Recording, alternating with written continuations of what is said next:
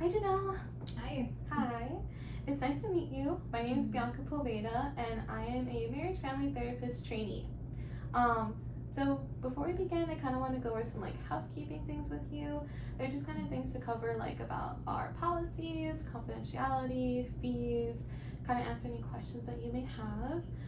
But before we begin, do you have any questions, kind of that you already have, or are you okay? Not a question. I'm just gonna clock out as soon as it's 4:30. Just letting you know. If I look down, I'm paying attention, but so far so good. Okay, all good. Thank you for letting me know. Yeah.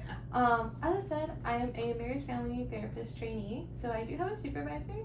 My clinical supervisor is Dr. Vadney, and she is a licensed marriage and family therapist. Okay. So just kind of continuing. So some things I really want to bring to your attention is confidentiality. Mm-hmm. So confidentiality is really important because I want to make sure that you feel safe and comfortable here. In this space, you should be able to feel free and comfortable to talk about anything that may be going on, emotions, all that kind of stuff. So I just want to make sure that you feel comfortable.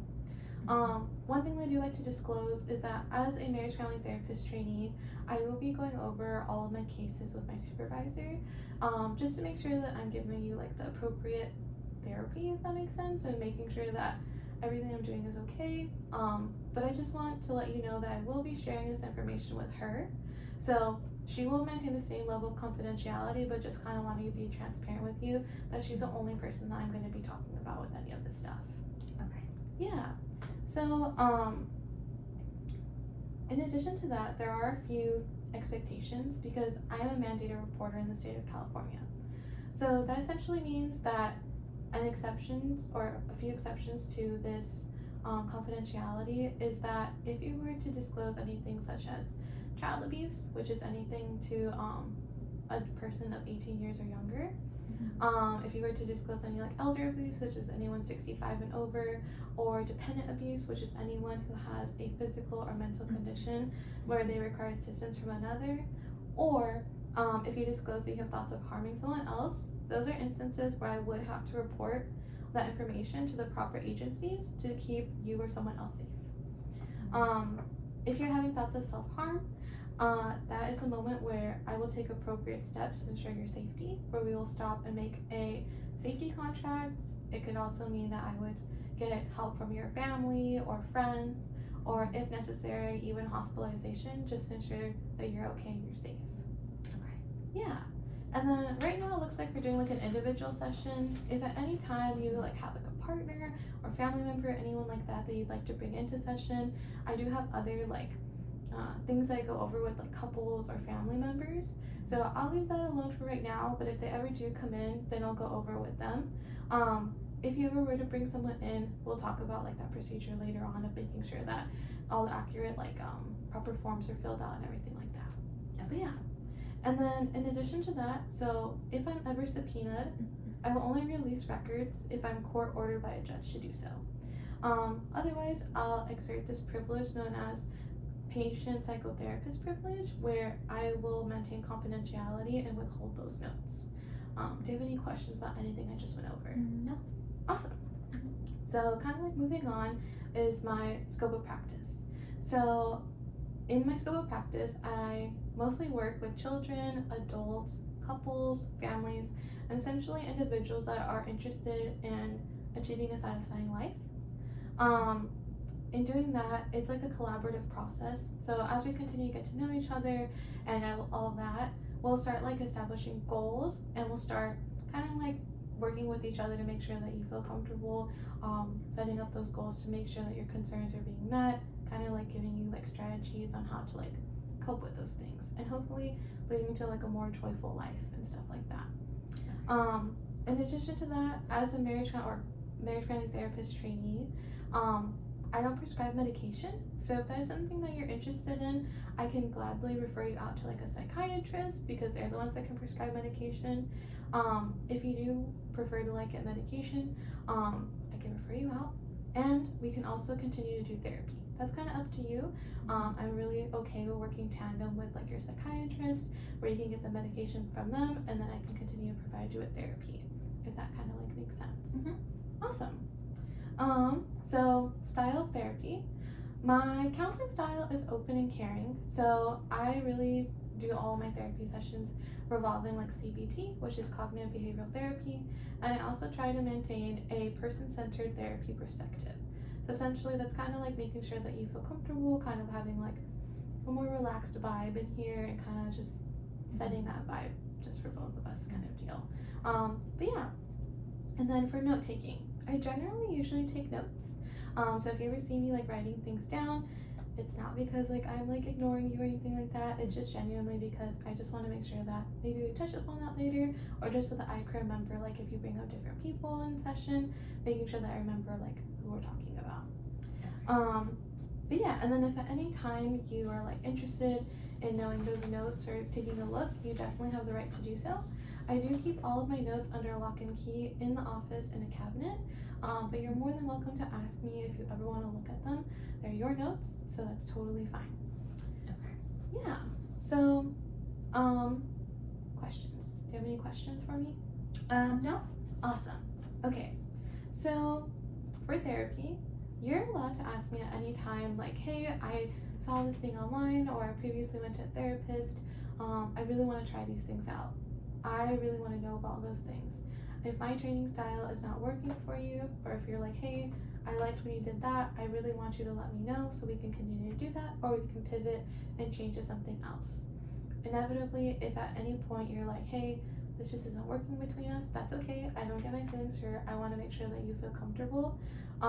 So if at any point you're kind of like, hey, like I don't think this is going to work out anymore, that's totally fine. I can always refer you out to a different therapist if at any time you decide that. But I'm also open to like being collaborative. So if you find something that works for you, want to try something, just let me know.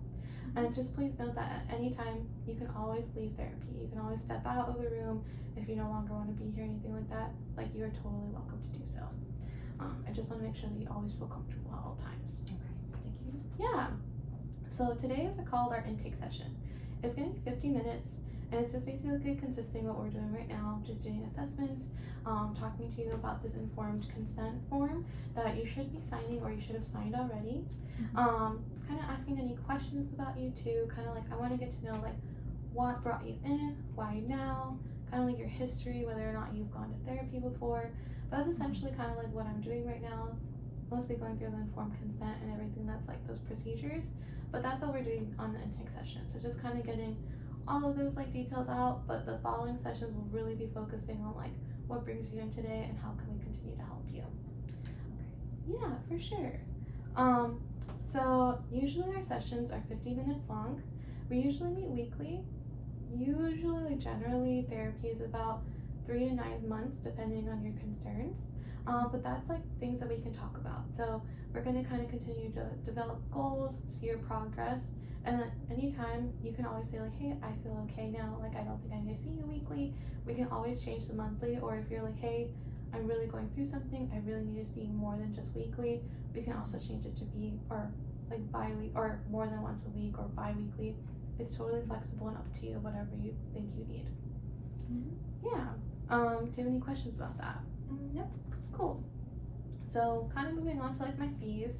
So my fees are $100 an hour. You can pay like cash or credit card, and you should be able to pay at the front desk before our session begins. If you have any trouble paying or anything like that, just let me know and I can take a look into it. Okay. Yeah, for sure. In addition to that, so office policies. I'm in office Monday through Friday from 7:30 in the morning until 5 p.m. During those times, those are my business hours, and you can feel free to message me if anything's going on. I do message back usually within 24 business hours. If at any point you're trying to get in contact with me on the weekends or when I'm on vacation or outside of those office hours, I strongly recommend that you reach out to the San Diego Crisis Center if you are experiencing a crisis. Their phone number is 1-888-724-7240. And if you are experiencing like an experience where you feel like you're not safe, that is a moment where I strongly encourage you to go to call 911 or go to your nearest hospital to get help. Okay. Yeah. Okay. So we're kind of going to shift into like goal setting. Like, what does that mean? So essentially, like, once we get to know each other a little bit better and I get to know like what your concerns are and those things, I really want to focus on working together so that we can create some goals. As I said, this is a collaborative process, and we're going to just kind of keep track during sessions about, are you making progress to your goals, or are there things that we need to like change and pivot a little bit about. In addition to that, so we are going to be developing like really good rapport in here, and I know that sometimes outside of here we may see each other. That's called a dual relationship.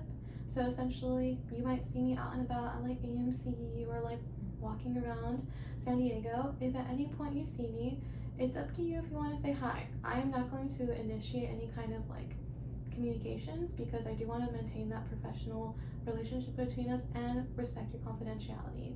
I'm open to you saying hi to me, but that's like kind of like the most that usually goes.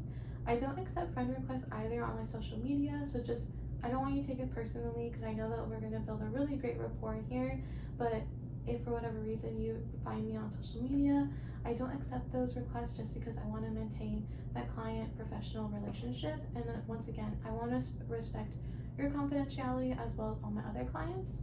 But once again, if we see each other out and about, feel free to say hi. But if you don't want to, I totally get it. I will not engage and say hi. I'll just kind of like walk by. Yeah, for sure. But do you have any questions about that? Yeah, sounds good. Awesome. Okay. So, oh my goodness, we're almost done. So the last few things to talk about is just kind of like attendance. It's up to your responsibility to like come to session on the days and times when you're supposed to be here. I do allow clients to show up like about 15 minutes late.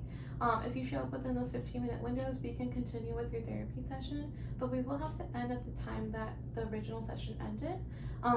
Just to respect my other clients that, you know, have their appointments following after you.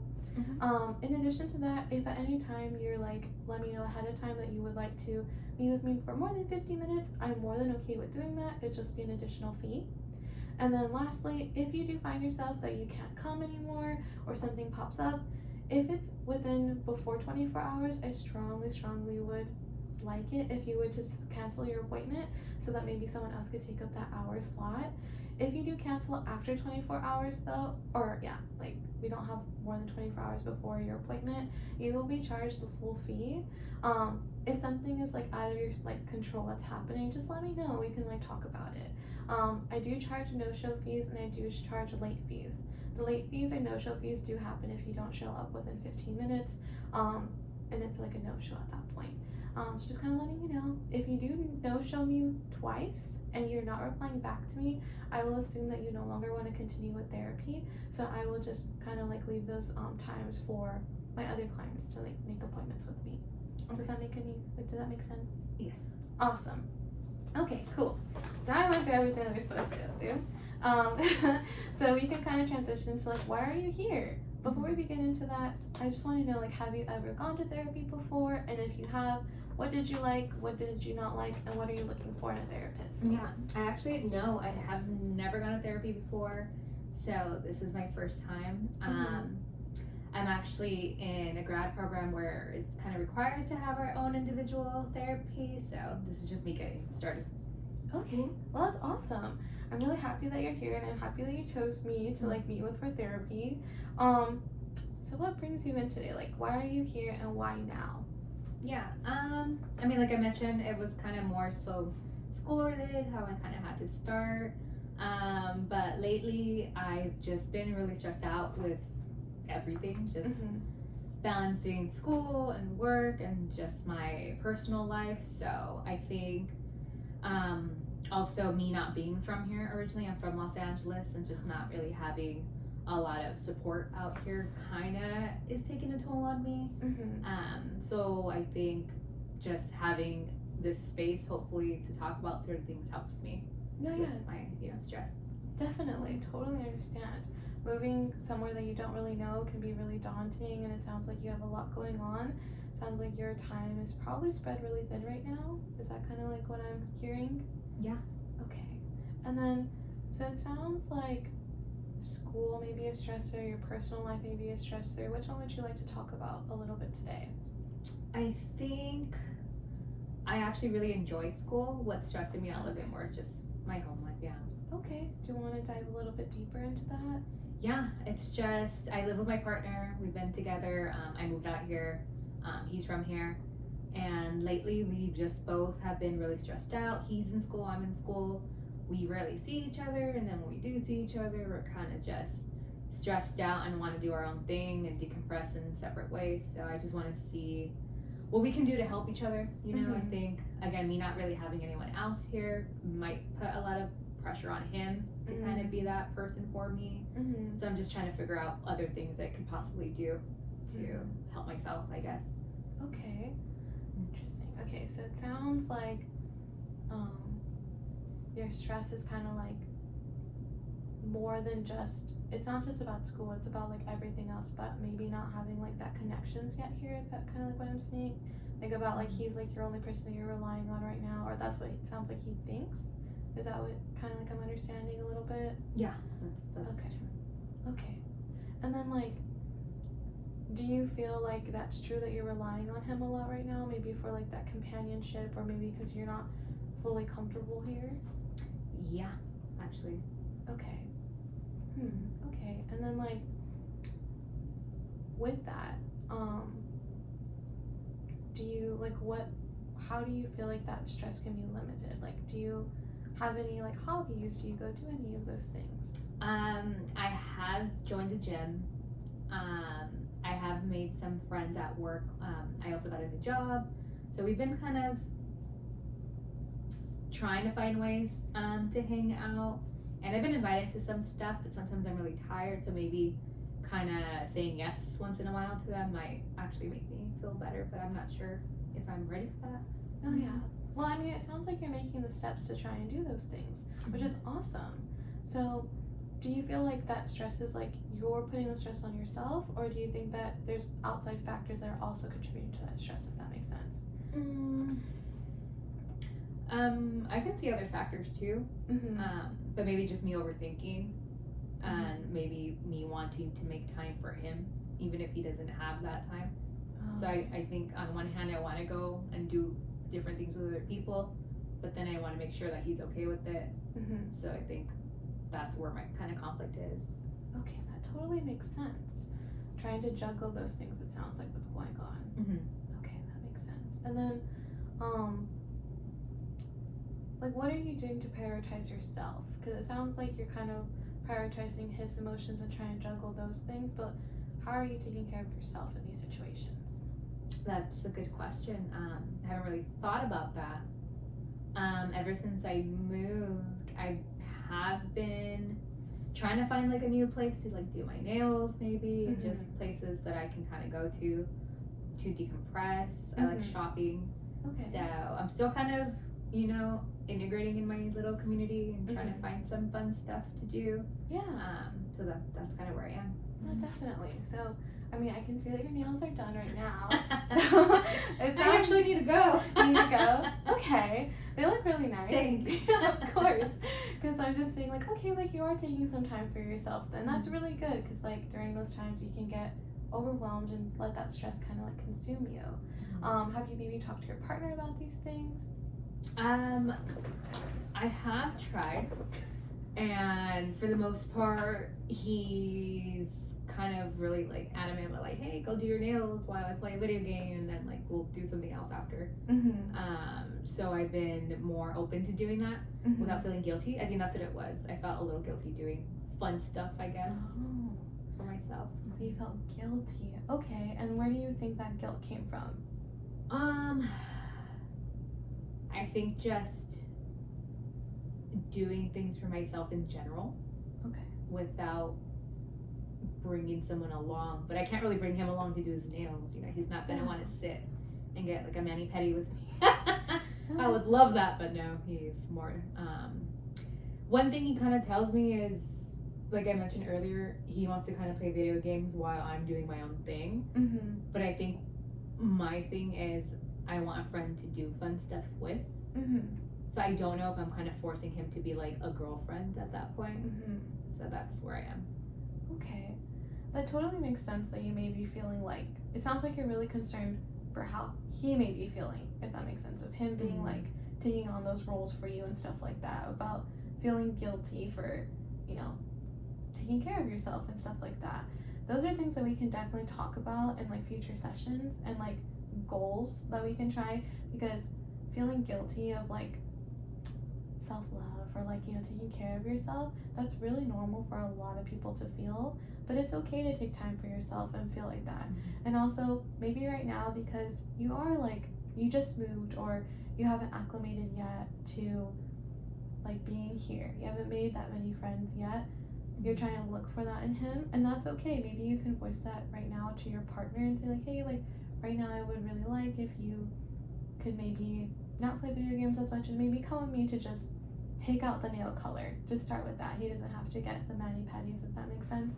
But maybe that would be like a good goal that we could like establish for our next session, just because I know that we're almost out of time. So would that be like something you'd be interested in? Yeah, I could probably get his favorite color or something, and that'll be a way that we can do that together. Yeah, that way you both are like engaging in it together, and maybe like he'll see like, hey, like I can do that, like kind of deal. But yeah, okay. I think that would be a good goal for like our next session. But before we end, like how did you feel about our time today? I enjoyed it actually. I haven't really talked to anybody about how I was feeling in that way, so I liked it. Awesome. Well, does this time next week work for you? Yeah. Okay, awesome. Well, it was really nice to meet you, and I'm super excited to work with you. Thank you so much. Yeah, no problem. I'll see you later. Bye. Bye.